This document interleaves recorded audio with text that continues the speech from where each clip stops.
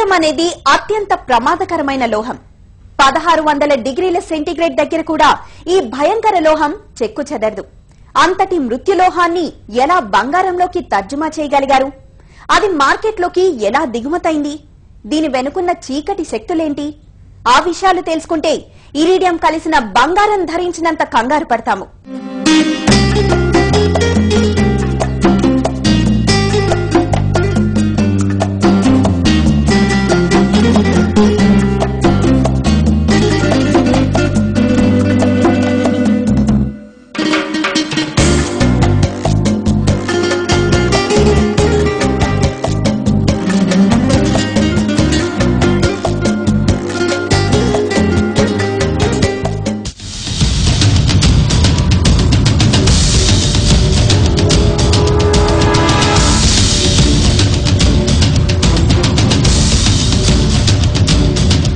ఇరీడియంతో ముప్పు అంతా ఇంత కాదు. ప్లాటినం ఫ్యామిలీకి చెందిన ఈ లోహం వెలువరించే రేడియేషన్ చాలా ఎక్కువగా ఉంటుంది. ఆ రేడియేషనే మనిషి ఆరోగ్యానికి ప్రథమ శత్రువు. మన కళ్లకు ఈ ఇరీడియంతో పెనుముప్పు ఉందని నిపుణులు చెప్తున్నారు. 2466 డిగ్రీల సెంటీగ్రేడ్ వద్ద కానీ ఇరీడియం కరగదు. 1600 డిగ్రీల ఉష్ణోగ్రత వద్ద కూడా దీని భౌతిక లక్షణాలు చెక్కు చెదరవు. బంగారం 1063 డిగ్రీల ఉష్ణోగ్రత వద్ద కరిగిపోతుంది. బంగారానికి ఇరీడియం కి మధ్య మెల్టింగ్ పాయింట్ వ్యత్యాసం చాలా ఎక్కువగానే ఉంది. ఈ ఇరీడియం మూలకాలు మనం తాగే నీటిలో చేరితే ఇకంతే సంగతులు. జీర్ణ వ్యవస్థ మొత్తం దెబ్బతింటుంది. ఇవే కాదు, ఇరీడియం వల్ల ఇంకా చాలా సైడ్ ఎఫెక్ట్స్ ఉన్నాయి.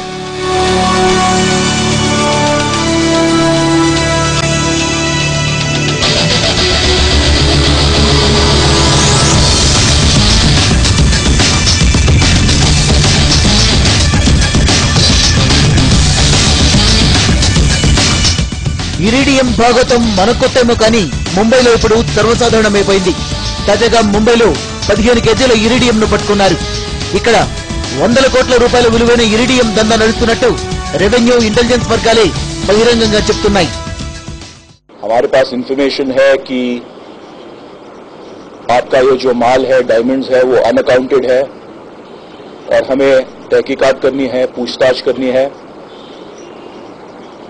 ऐसा कह के उन्होंने हाथ अंदर डाल के ये 2 बैग जिसमें ये सब पैकेट्स थे डायमंड्स के, वो निकाले.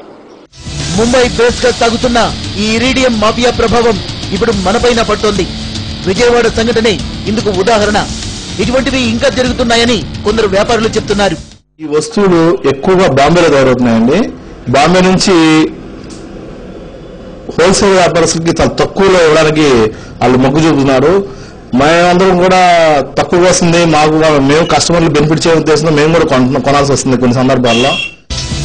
ఇరీడియం 1 కిలో విలువ 8 లక్షలు. అదే బంగారం అయితే 17 లక్షలు. అంటే రెట్టింపు ధర కంటే ఎక్కువ. పైగా ఈ కల్తీ ఎక్కడా బయటపడే అవకాశం లేదు. సాధారణంగా బంగారంలో రాగి, వెండి లాంటి లోహాల్ని కలుపుతారు. అయితే ఈ కల్తీ ఈజీగా గుర్తించొచ్చు.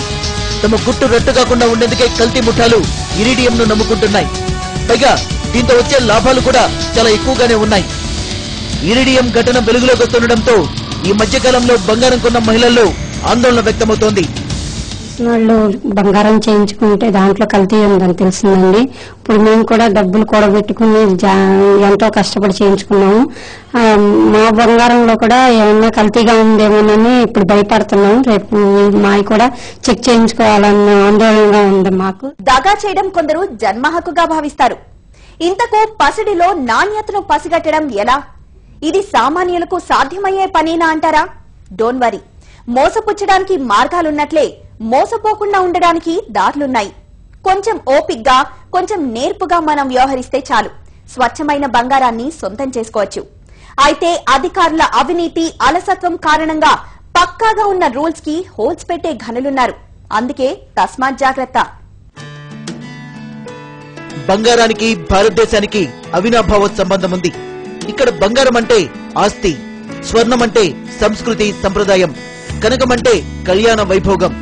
గోల్డ్ తో మనకు బోల్డ్ అనుబంధం ఉంది.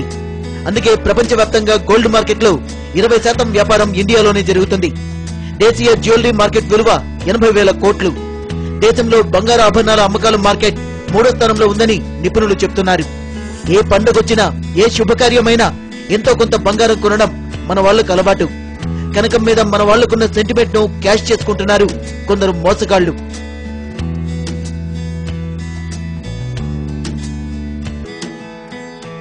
ఇంత అమూల్యమైన బంగారంలో ఇరిడియం లాంటి ప్రమాదకర లోహాలు కలుపుతున్న విషయం అందరినీ భయపెడుతోంది. కొన్న బంగారంలో ఇరిడియం ఉందా అని ఆందోళన చెందుతున్న వారు కొందరైతే, బంగారం కొనాలనుకునే వారు ఇరిడియం ను ఎలా గుర్తించాలో తెలియక ఆందోళన చెందుతున్నారు. ఇప్పుడు నష్టపోయింది ఏదో ఓకే అయిపోయింది అనుకోవటానికి లేదు. దానివల్ల హెల్త్ పరంగా కూడా ప్రాబ్లమ్స్ వస్తున్నాయి అంటే పెట్టుకొని మేమేం చేయలేము. పెట్టుకోవాలి అని అనిపించదు, హెల్త్ పోతుంది పాడైపోతుంది అన్నప్పుడు. ఏదో బంగారం ఉంది కొనుక్కున్నాము, పాడేయలేక పెట్టుకుంటామేమో కానీ పెట్టుకొని ఒంటి మీద పెట్టుకొని వాడుకోవటానికి లేదు, ఏదో ఇంట్లో పెట్టుకుని పూజ చేయటానికి అన్నట్టుంది. ఇలా భయపడడం తగ్గించి జాగ్రత్త పడడం మొదలెడితే ఎటువంటి ప్రమాదాలు మన దరికి చేరవు. ఇటువంటి వాళ్ళందరికీ ఊరట కలిగించే పరికరం ఒకటి ఉంది.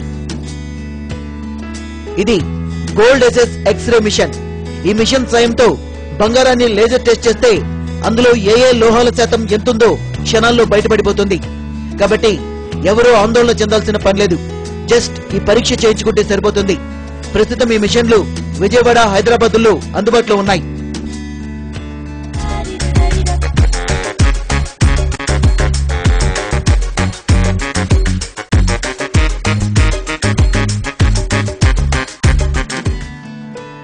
బంగారు ఆభరణాల నాణ్యత, స్వచ్ఛత విషయంలో చాలా జాగ్రత్తగా వ్యవహరించాలి. బంగారం నాణ్యతను నిర్ణయించే పరీక్షలన్నీ మనకు అందుబాటులో ఉన్నాయి. కానీ మన నిర్లక్ష్యమే మన కొంప ముంచుతుంది. కాబట్టి బంగారం నాణ్యతను పరీక్షించుకునే విషయంలో మనం కాస్త అలర్ట్ గా ఉండాలి. బంగారం స్వచ్ఛతను నిర్ధారించడానికి హాల్మార్క్ సర్టిఫికేషన్ అందుబాటులో ఉంది. కల్తీలు నివారించడానికి ఉపయోగపడే రాజమార్గం ఈ హాల్మార్క్ విధానం.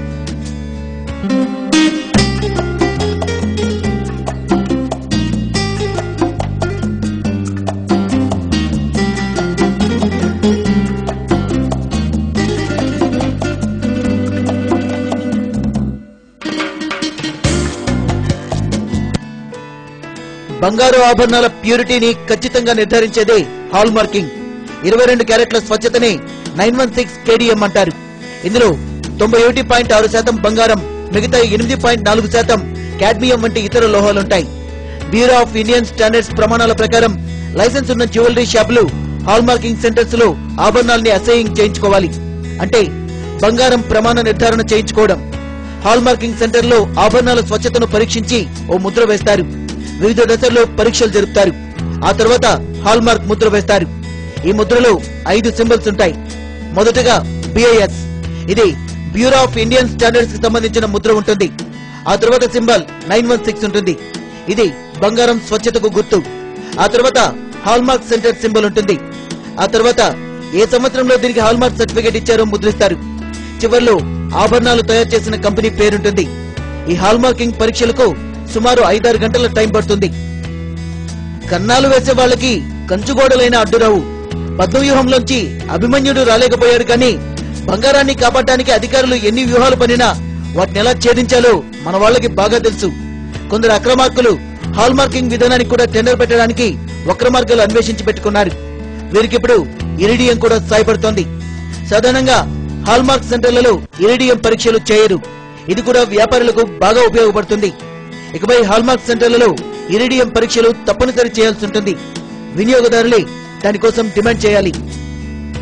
కల్తీల కాలంలో ఉన్నాము. కల్తీ రాజకీయాలు, కల్తీ విలువలు, కల్తీ మనుషులు, అంతా కల్తీ కల్తీ. అసలేదో కల్తీ ఏదో పోల్చుకోవడం కష్టమైన యుగంలో ఉన్నాము. అందుకే అన్ని విషయాల్లోనూ మెలకుగా ఉండాలి. కల్తీతో డబ్బు పోయినా పర్వాలేదు, ఇరిడియం మనిషి ఆరోగ్యాన్నే కబళిస్తుంది. So be careful.